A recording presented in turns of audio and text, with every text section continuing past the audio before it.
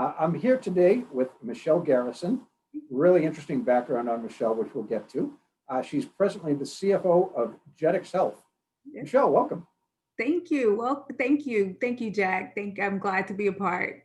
One of the reasons I actually asked you to speak at our conference is you're one of the few people I know who's been a CEO and a CFO.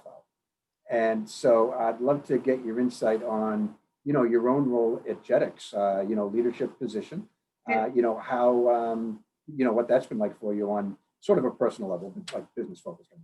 So, Jack, what's funny is I used to own a construction company for 12 years. And one of the things that I loved about my company was digging into the financials. I basically served as my own CFO, working with my external accounting partners, and I loved it. That was the part I absolutely loved. And so that was my exit strategy to go into accounting. Wow. Didn't know what that looked like. So I graduated from Georgia Tech with an electrical engineering degree and went right into construction.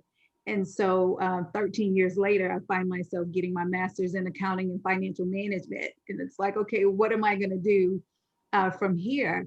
But I was able to work with companies. I graduated from with my master's, and the very next month moved to Houston.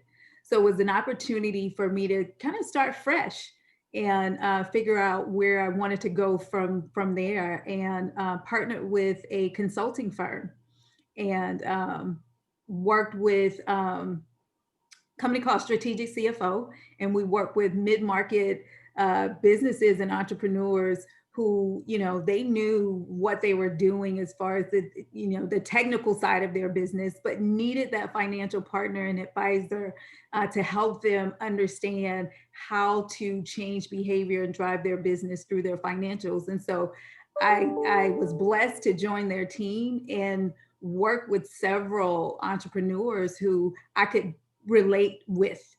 And now I have the credentials to also, help them understand from their perspective and speaking their language and saying, okay, really the numbers will tell you a story that you can count on.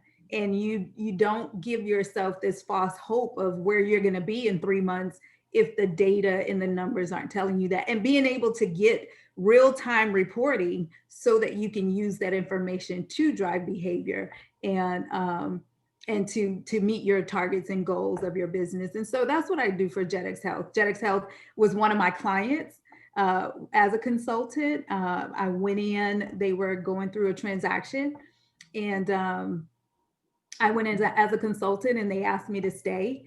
The private equity group asked me to stay, and I did. And it was the best decision that I made. And so I partnered with my CEO and my president, and I serve as their strategic partner in understanding, the goals and the targets that we collaborate and agree upon. How do we meet those, and how does that look based on what the financials and other analytical data that we use, based on what that tells us.